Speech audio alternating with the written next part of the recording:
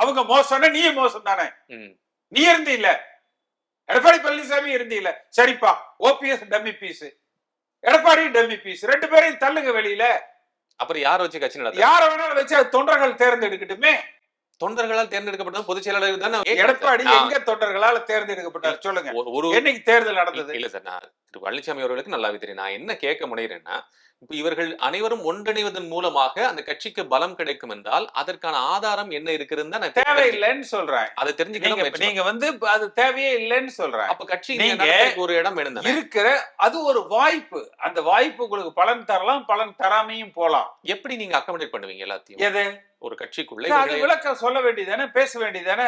செயற்குழு கூடி விவாதிக்கலாங்க, பொதுக்குழு கூடி விவாதிக்கலாங்க, தலைமை கழகத்துக்கு நீங்க வாங்க, தலைமை கழக நிர்வாகிகளோட விவாதிக்கலாம், இல்ல ஒரு முன்னாள் அமைச்சர்கள் கொண்ட ஒரு குழு நம்ம விவாதிக்கலாம் என்று சொல்ல வேண்டியதானே. அந்த விவாதத்துல தனிப்பட்ட முறையில அழைச்சி பேசி, அண்ணா இனிமேல் இந்த மாதிரி எல்லாம் பொது வெளியில கருத்து தெரிவிக்காதீங்கன்னு, இதுதான் அப்படித்தான் இருக்கு, இவங்களை சேர்த்துறதுனால என்னென்ன பிரச்சனைகள் இருக்குன்னு என்று பேசிட்டு போக வேண்டியதானே. இல்ல சார், அவர் சொல்ற கணக்குப்படி பார்த்தா 6 பேர் ஏற்கனவே பேசியாச்சு. பேசும்போதே சொல்றதுக்கு இதுக்கு பதில் சொல்ல, அது நான் புரிஞ்சுக்கிறேன். அவர் 6 பேர் வந்து சொல்லும் போதே அந்த 6 பேர்ல அவருடைய மனநிலை எனக்கு ஏற்கத்தக்கதாக இல்லை என்று சொல்லிவிட்டு திரு செங்கோட்டை என்ன சொல்றாருன்னா, யார் யாரை சேர்த்தணும்னு திரு எடப்பாடி பழனிசாமி பொதுச் செயலாளரே முடிவு பண்ணலாம்னு சொல்றாரு. அப்போ அவர் ஆல்ரெடி முடிவு பண்ணிட்டாரு தானே. இல்ல அப்படி இல்ல, ஏன் சேர்த்தலைங்கிற அந்த விளக்கம் சொல்லணும்ல. சார், இதே எடப்பாடி பழனிசாமி செங்கோட்டையன் காலை சுற்றி வந்து வளர்ந்தவர். சேவல்ல எடப்பாடி பழனிசாமிக்கு சீட்டு வாங்கி கொடுத்ததே செங்கோட்டையன்.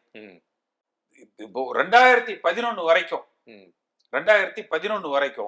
88ல இருந்து 12, இந்த பக்கம் ஒரு 11, ஒரு 29 ஆண்டு காலம் செங்கோட்டையனுக்கு அடிபணிந்து அவர் காலை சுற்றி வளர்ந்தவர் எடப்பாடி பழனிசாமி. அப்ப நிச்சயமா அவருக்கும் செங்கோட்டையனுக்கும் இந்த எல்லா கள நிலவரங்களும் தெரியும் இல்லையா. அப்ப கலந்து ஆலோசிக்கிறதுலயோ விளக்கம் சொல்றதுலயோ என்ன கஷ்டம் அவருக்கு? அழைச்சு தனியா பேசலாமே. நேரா போன் பண்ணி, அண்ணே நான் சுற்றுப்பயணத்தில் இருக்கிறேனே, முடிச்சுட்டு நான் ஒரு நாள் சொல்றேன், சென்னை வாங்கினே பேசுவோன்னு சொல்றது. இன்னைக்கு ஒரு 4-5 முன்னாள் அமைச்சர்களை கூடி பேசினார் இல்லையா, அவர்களையும் வர சொல்லி, செங்கோட்டையனையும் வர சொல்லி, அண்ணா இதான் நிலவரம், நீங்க தயவு செஞ்சு இடைஞ்சல் பண்ணாதீங்க, அப்ப நீங்க இருக்கிறதுனா இருங்கனே, இல்லைன்னா ஒதுங்கிக்கங்கண்ணே அப்படி என்று பேசிட்டு போக வேண்டியதானே. இவ்வளவும் தெரிந்த செங்கோட்டையன் அவர்களுக்கு அது தெரியாதா? எது தெரியாதா? அவர் அந்த முடிவுல தான் பொதுச் செயலாளர் எடுக்கிறாரு. பொதுச் செயலாளர் அந்த முடிவுக்கு எடுக்கக்கூடிய பொதுச் செயலாளர், புண்ணாக்கு பொதுச் செயலாளர். எத்தனை தேர்தல் நீங்க இந்த பொதுச் செயலாளர் ஜெயிச்சு கொடுத்துட்டாரு சொல்லுங்க. ஒரு தேர்தல்ல ஜெயிக்க முடியல. நீங்க சொல்றீங்க இல்லையா பொதுச் செயலாளர்னு, இந்த பதவியை பயன்படுத்தக்கூடிய தகுதியே எடப்பாடி பழனிசாமிக்கு ஒரு தேர்தலையாவது திமுக ஆட்சியை வீழ்த்தி அதிமுகவை அரியணையில் அமர்த்தி விட்டு சொல்வதற்கு மட்டுமே தகுதி உள்ளது. சும்மா இந்த புண்ணாக்கு பொதுச் செயலாளர் என்னத்தை பெருசா கழட்டிட்டீங்க? இப்ப பொதுக்குழு உறுப்பினர்கள் சேர்ந்து கொடுத்தாங்க. என்னையா சாதிச்சீங்க? அதை வச்சு அந்த பொதுக்குழு உறுப்பினர்களை வச்சு நீ தேர்ந்தெடுத்துட்ட, என்னத்தை சாதிச்ச? உனக்கு ஒரு இது சுத்தி நிறுத்திக்கிட்ட. இதை தவிர உன்னுடைய சாதனை என்ன? எந்த தேர்தல்ல திமுக வீழ்த்தி இருக்க? கேசி பழனிசாமி அவர்களுக்கு என்ன இத்தனை கோவம் வந்துரு எடப்பாடி? இல்ல அப்படி இல்ல, இவருடைய நடவடிக்கைகள்ங்கிறது, நீங்க எம்ஜிஆர் காலத்துல இருந்து இந்த இயக்கத்துல பயணிக்கிறவர்கள் இப்படி கழுத்தறுப்பதை போல, ஒரு கொலைபாதக செயலை போல கட்சி விட்டு நீக்குகிறேன் என்று ஒரு கொலை வழக்கில் அடைக்கலம் தேடி வந்த ஒரு நபர், சட்டத்துக்கு புறம்பான வழியில அந்த பொதுச் செயலர் என்கிற பதவியை பெற்ற ஒரு நபர், ஒரு தேர்தலில் கூட ஸ்டாலினை தோற்கடிப்பதற்கு வக்கில்லாத ஒரு நபர், எதேச்சதிகாரமாக தவறான முடிவுல இந்த இயக்கத்தை சிதைப்பதை பார்த்து ஒட்டுமொத்த அதிமுக தொண்டர்கள், புரட்சி தலைவருடைய விசுவாசிகள் ரத்த கண்ணீர் வடிக்கிறார்கள். எனக்கு செங்கோட்டையன் ஒன்றும் அப்படி வேண்டியவர் இல்லை. நான் ஒன்றும் செங்கோட்டையனை வந்து பெரிய அளவுல அவரோட இணைந்து பயணித்துக் கொண்டிருந்தவனெல்லாம் இல்லை. ஆனா இருந்தாலும் எம்ஜிஆரோடு பயணித்தவர்கள், இந்த இயக்கத்துக்கு 50 ஆண்டு காலம் தூணாக நின்று உழைத்தவர்கள் பாதிக்கப்படுகிற பொழுது எல்லோருக்கும் ஒரு வருத்தம், கோபம், எரிச்சல் வரும். இப்போ இந்த எல்லாரும் காசு சம்பாதிக்கிறதுக்காக எடப்பாடி பழனிசாமி மாதிரி அரசியலுக்கு வந்தவங்க அல்ல. 72 இந்த கட்சி ஆரம்பிக்கிற பொழுது இந்த கட்சி ஆட்சியை பிடிச்சிரும், நம்ம அமைச்சராகவும் எம்எல்ஏ ஆவோன்னு யாரும் எதிர்பார்த்து வரல.